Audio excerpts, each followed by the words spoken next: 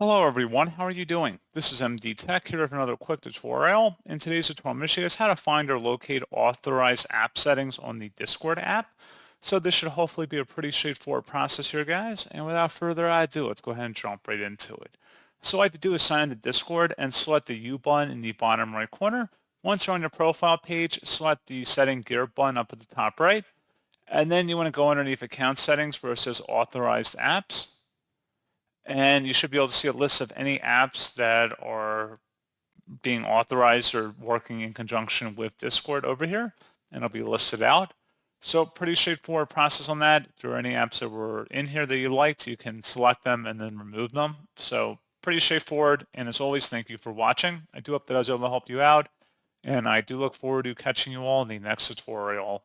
Goodbye.